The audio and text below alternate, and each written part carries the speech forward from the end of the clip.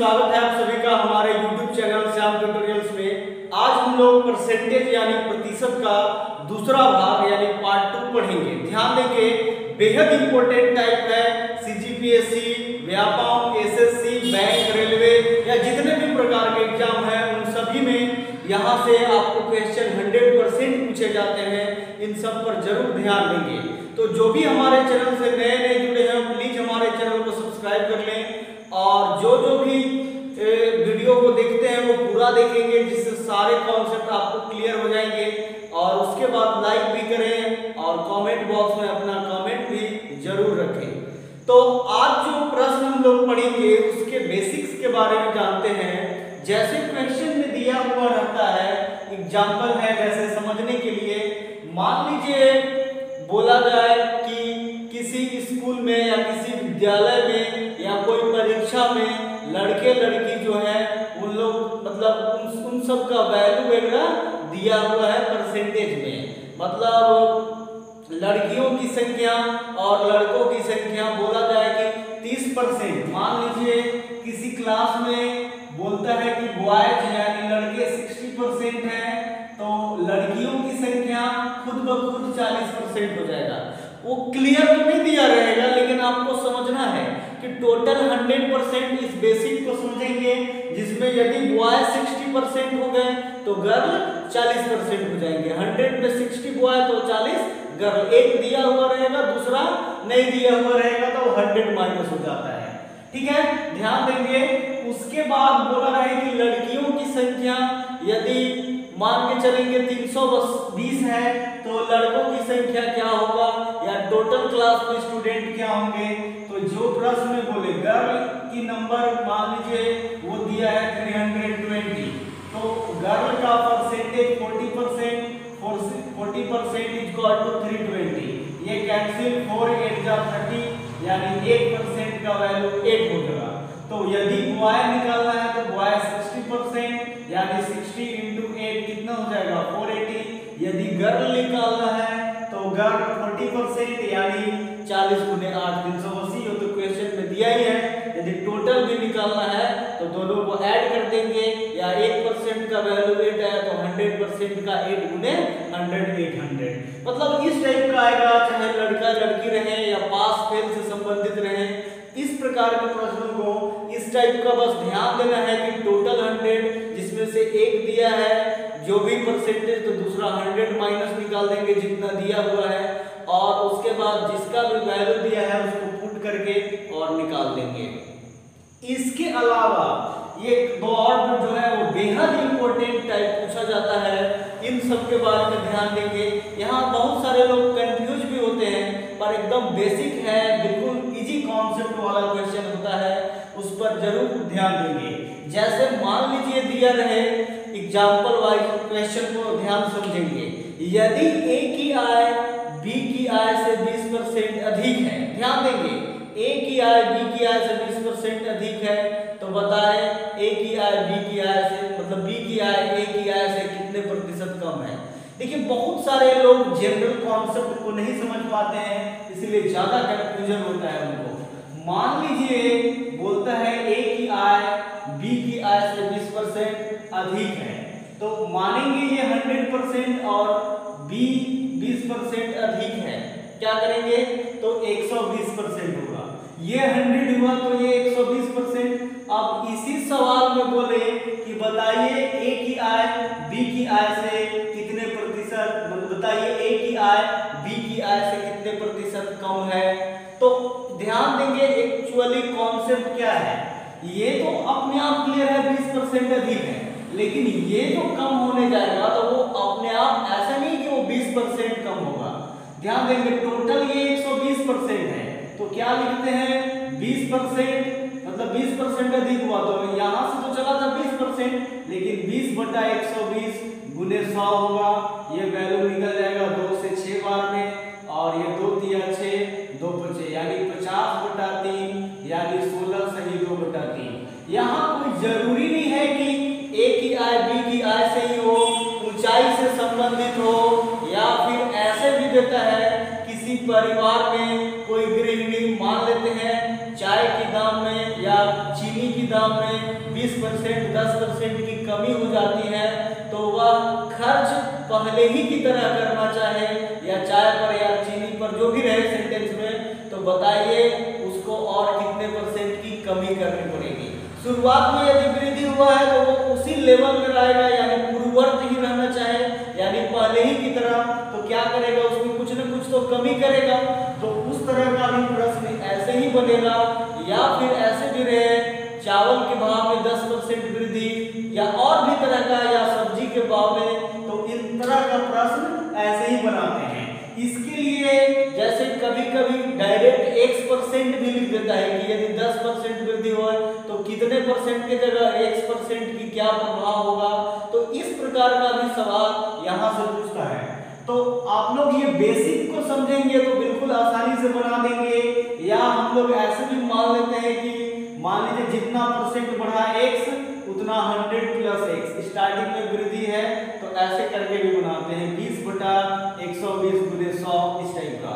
यदि क्वेश्चन में स्टार्टिंग में कमी बोले, मान के चलेंगे जैसे एग्जांपल है a 100% तो शुरुआत है तो होगा ही, अब ये मान के चलेंगे b जो है वो 80% हुआ, यानी ये 100 था ये 80 हो गया, यानी इसका मतलब है कि क्या हुआ, कमी हो गया। ध्यान देंगे 100 से 80 हो गया यानी 20%, तो क्या लिखेंगे, तो वैसे परिस्थिति में x/100 - x × 100 लिखते हैं, यानी x का वैल्यू 100 में से 20% की कमी हुआ तो 20 बटा क्या लिखेंगे 80 × 100।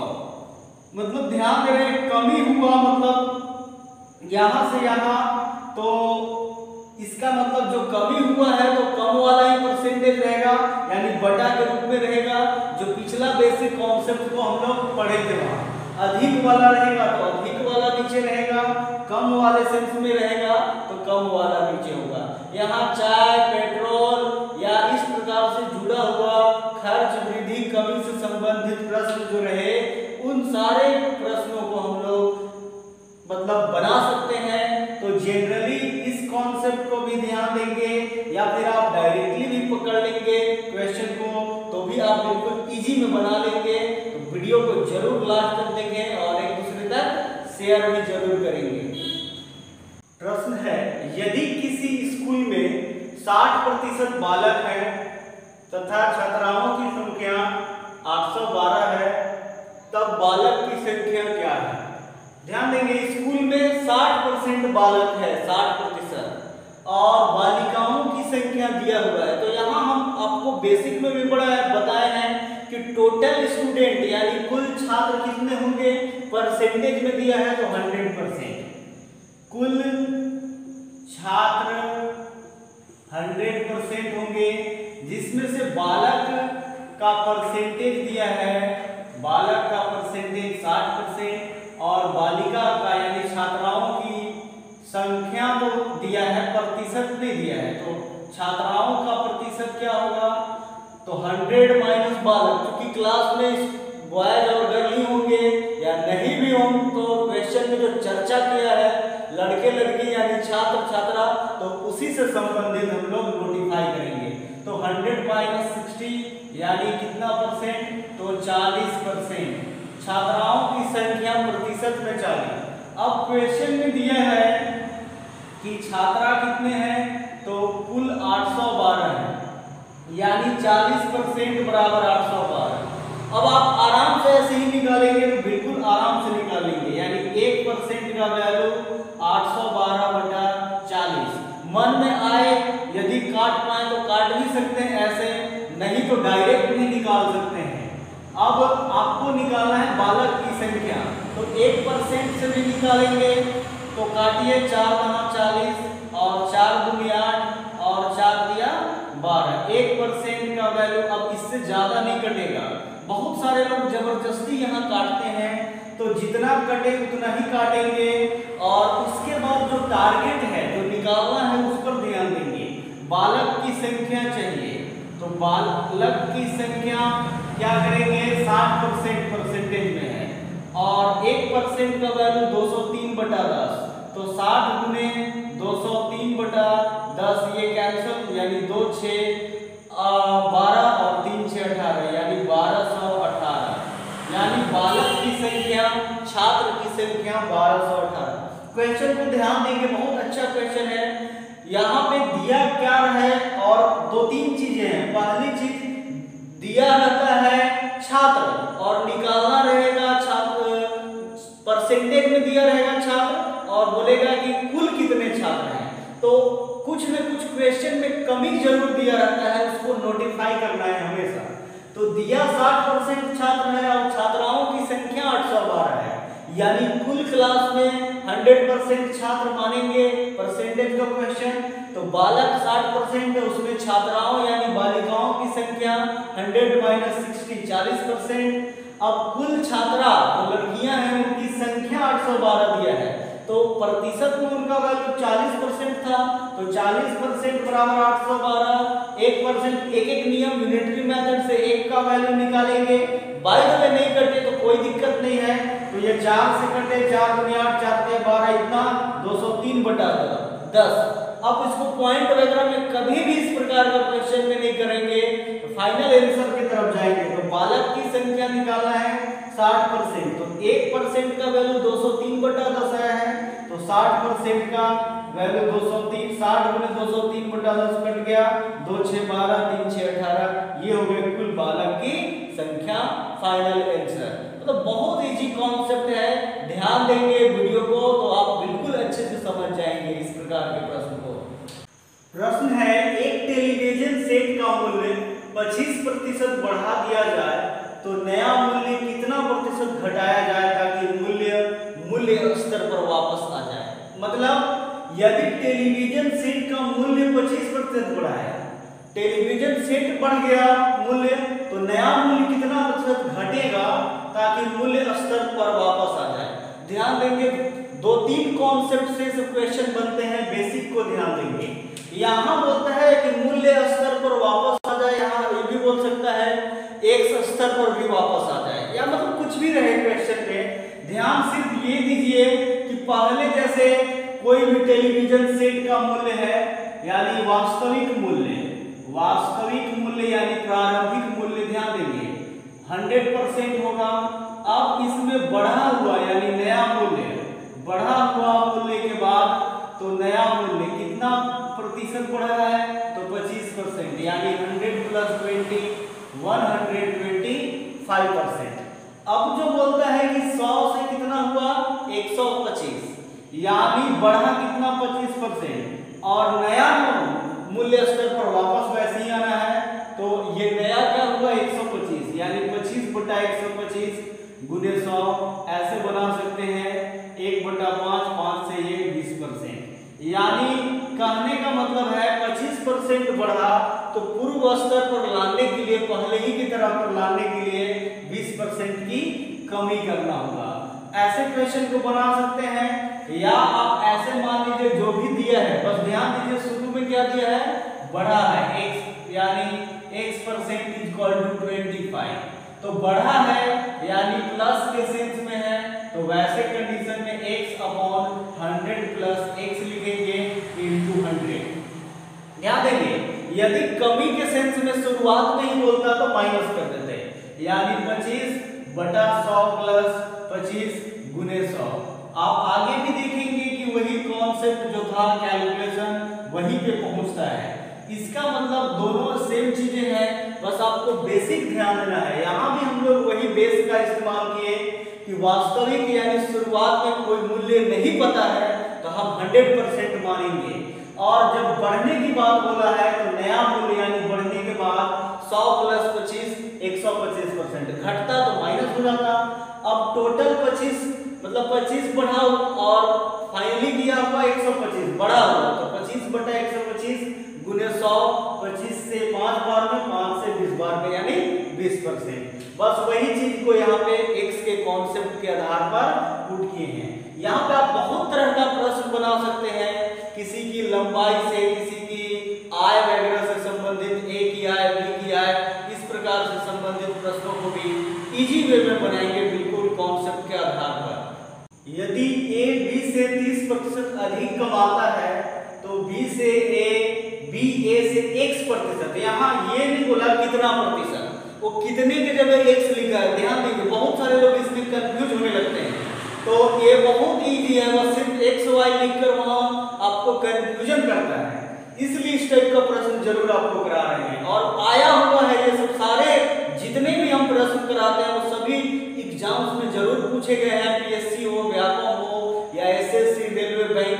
इसके अलावा भी आप यदि अच्छे से देखेंगे तो इस प्रकार के डायरेक्ट प्रश्न आपको मिलेंगे ही, कॉन्सेप्ट के आप तो मिलेंगे ही, डायरेक्ट मतलब हूबहू प्रश्न भी मिल जाएंगे। इसलिए ध्यान देंगे, x% कम कमाता है तो x का मान, यानी कितने परसेंट की जगह वो x% लिखा है। तो ये आप दोनों बेसिक का इस्तेमाल करके बना सकते हैं। कोई भी a मान लेंगे 100% कमाया, यहाँ b जो है 30% अधिक, तो अधिक बोला यानी 130। अब यहाँ जो था भाई 100 से कितना परसेंट अधिक हुआ, 30% यानी 30, और फाइनली लास्ट 130 तक, 30/130 गुने 100, ये 0 0 कैंसिल होगा, 30 गुने 10 कितना हो जाएगा, 300/13। ध्यान देंगे ये अच्छे से नहीं कटे तो मिक्स्ड फ्रैक्शन में या पॉइंट में या डेसिमल में जैसे भी ऑप्शन में रहे आप लिख देंगे, पर यहाँ ध्यान दीजिए हम दोनों तरह से निकालेंगे। 13 से भाग लगाएंगे तो ध्यान देंगे 13 दूनी 26, यानी यहाँ 4 बचता है, 4 के बाद ये 0, 13 दिया 39, एक क्या बचा हाथ से, यानी कैरी। मिक्स्ड फ्रैक्शन में ऐसे हो जाएगा 23 सही 1/13%। या फिर आप भाग देने का कोशिश करेंगे तो जिनको प्रॉब्लम भी है वो ध्यान देंगे, 13 से 13 दूनी 26, यहाँ पे 4 है 0, 13 दिया 39, एक हासिल बचा, तो अब तो ये भाग जाएगा ही नहीं, यानी पॉइंट लिखेंगे 0, इस टाइप का आगे बढ़ते चलेंगे 08, यानी इस टाइप का आएगा 23.08%।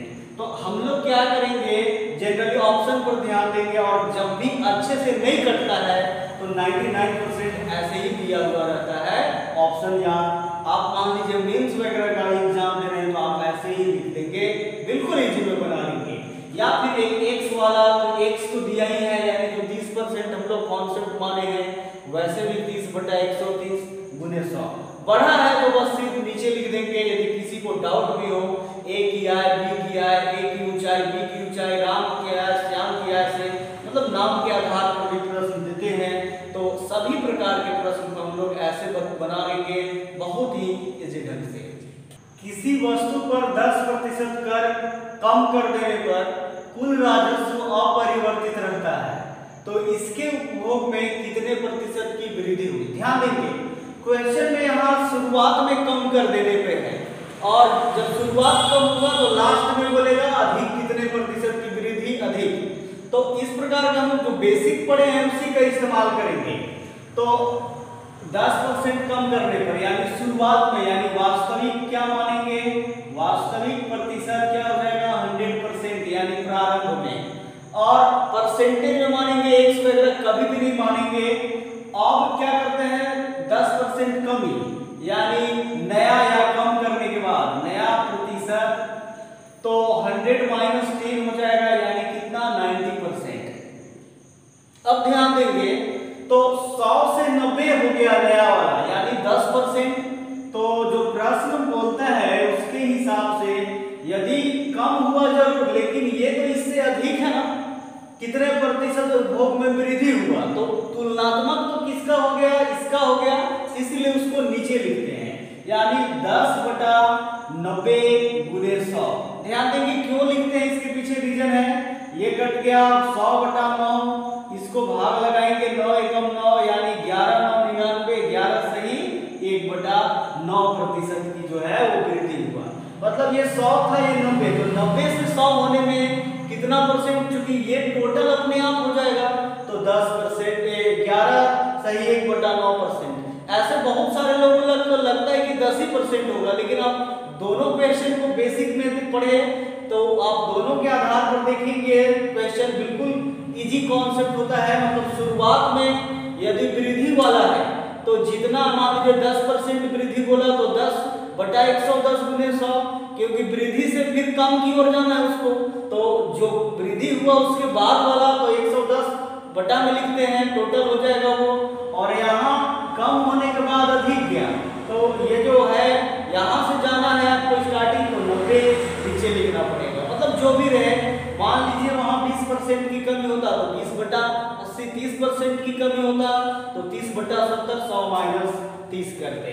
या फिर किसी को प्रॉब्लम है कितने प्रतिशत वगैरह है तो x% इक्वल टू 10 मान लीजिए, और उसके बाद x अपॉन कमी वाला बोला तो 100 माइनस x इंटू 100, यानी x का वैल्यू 10 फिर 100 माइनस 10 इंटू 100, दोनों एक ही कॉन्सेप्ट है, 10/90 गुने 100, तो 100/9 यानी 11 सही 1/9%।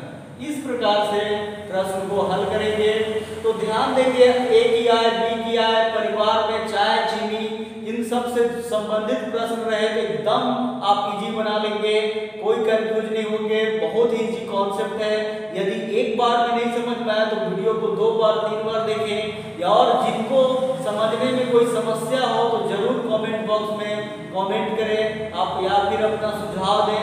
यदि वीडियो पसंद नहीं लगे फिर भी तो जो भी पूरा वीडियो देखे वो प्लीज लाइक हमारे वीडियो को जरूर कर दें, और जो पहली बार जुड़े हैं वो प्लीज हमारे चैनल को सब्सक्राइब भी कर लें। जो एक बार सब्सक्राइब कर चुके हैं वो दोबारा सब्सक्राइब करने की जरूरत नहीं है। धन्यवाद।